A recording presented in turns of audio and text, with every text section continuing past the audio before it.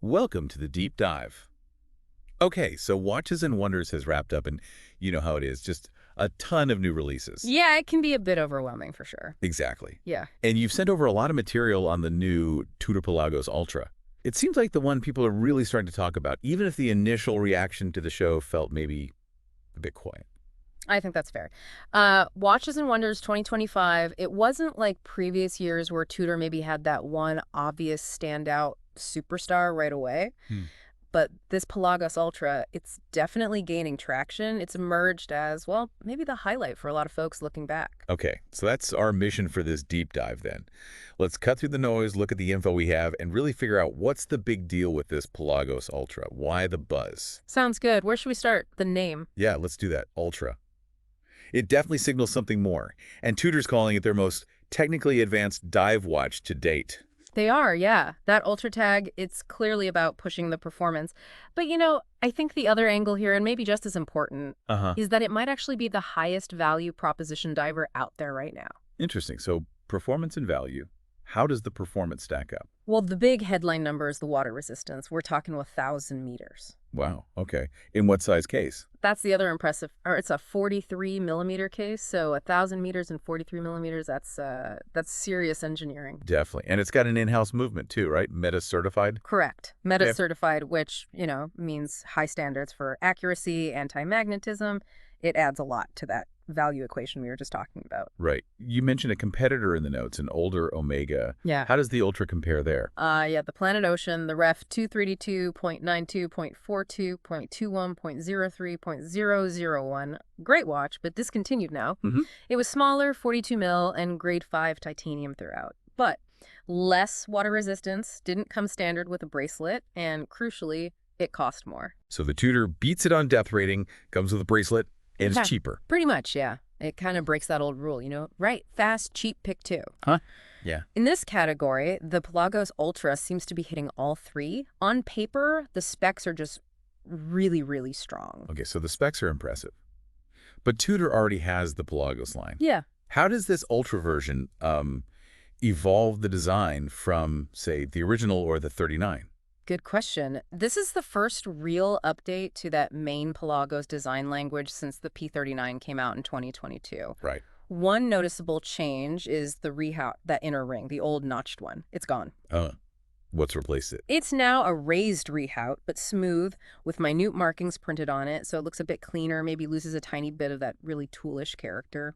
I can see that. Does it still feel deep visually? Yeah, because it's raised, it still gives you that sense of depth on the dial. It's a trade-off, cleaner look versus the notches. Okay. And the dial tech, I remember the original Pelagos had quite a bit. It did. The infamous 5 lines of text, people definitely talked about that. Yeah. The Pelagos 39 knocked it down to 4.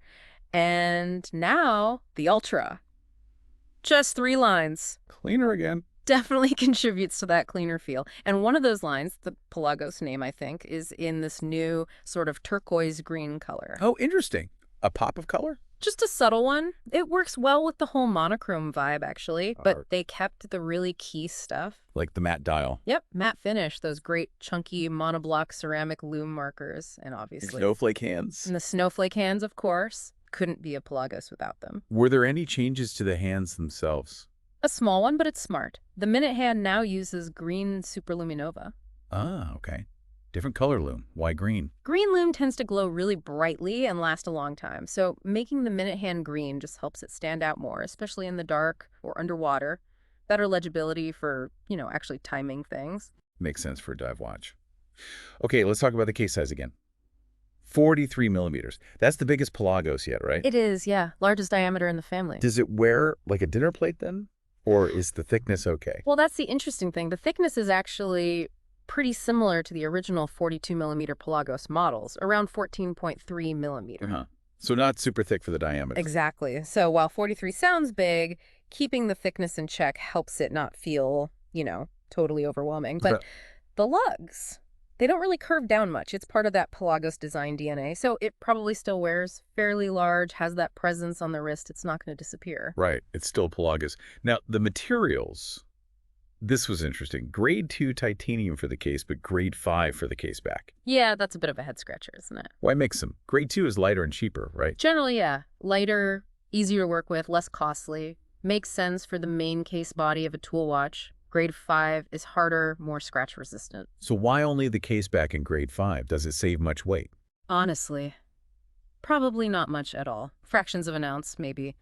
And while sure, the case back is against your skin, it's usually the sides and bezel that take the real hits. Mm-hmm. It feels a little bit like a specs flex, you know? Like taking a box to say they used grade 5 somewhere. Kind of, yeah. It lets them mention the higher grade material, even if the practical benefit on the case back alone is pretty minimal.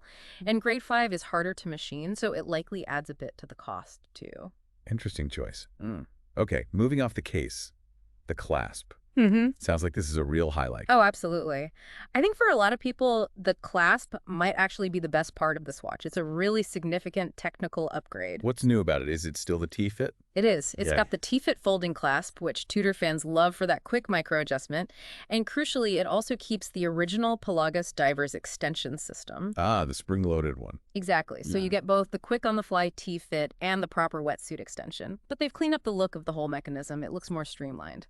Okay, and there's something about an indicator. Yeah, this is the novel part. There's now a little window, basically, a visual indicator that shows you which T-fit setting you're on. A visual indicator on a 1,000-meter dive watch clasp. Hey. Yeah, I know what you're thinking. Is a diver really going to be checking their clasp setting at 500 meters? Probably not. Probably not. The source material kind of poked fun at that too, but aesthetically it's quite neat and maybe useful for quick adjustments topside. I suppose. It sounds like the loom thing, maybe not strictly necessary, but kind of cool. Exactly. It adds a bit of technical flair, a fun detail.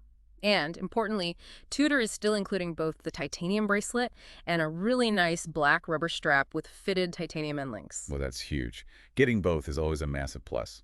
Really adds to the value. It really does, especially at this price point. Okay, so let's bring it all together then. We've got the specs, the design tweaks, the materials, the cool clasp, the extra strap. How does it stack up against the competition, and what's the damage? All right, the bottom line. As a package, all titanium, 1,000 meters, Metis movement under $6,000. It's tough to beat. Who are the main competitors you'd put it against? Well, you've got things like the Sinew one, maybe a Rolex Sea Dweller, Breitling Super Ocean 46, that Omega Planet Ocean we mentioned. And honestly, the Pelagos Ultra seems to check more boxes than most of them, especially considering the features and the movement certification. And it comes in cheaper than all of them except the Sin. And do any of those others include an extra strap like the Tudor? Nope. Again, apart from Sin, generally you buy the bracelet or the strap. Tudor gives you both. Okay, so the price. What's the official number? The official U.S. retail price is $5,950. $5,950. Okay. Yeah. So for everyone listening, let's quickly recap. The Tudor Pelagos Ultra looks like a really compelling watch. It does. You've got serious technical chops, that 1,000-meter depth rating. The Metis movement's a big deal. Subtle but smart design updates from the Pelagos we know. Cleaner dial, the rehout change, the improved loom. Right. And all wrapped up in a package that seems to offer genuinely strong value in the, serious dive watch market. Plus that fantastic new clasp and getting both the bracelet and the rubber strap included. It's hard to argue with the package. Definitely adds to the appeal. So I guess the final thought here is, what does this watch signal? Is this Tudor doubling down on high-performance value? That's the question, isn't it? Does this signal a broader strategy shift for Tudor? Or maybe it sets a new benchmark.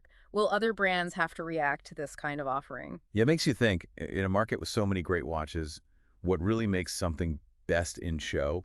Maybe the Pelagos Ultra is changing that conversation a little bit. It certainly gives us something interesting to chew on. A very strong release from Tudor, even if it took a moment to bubble up after the show.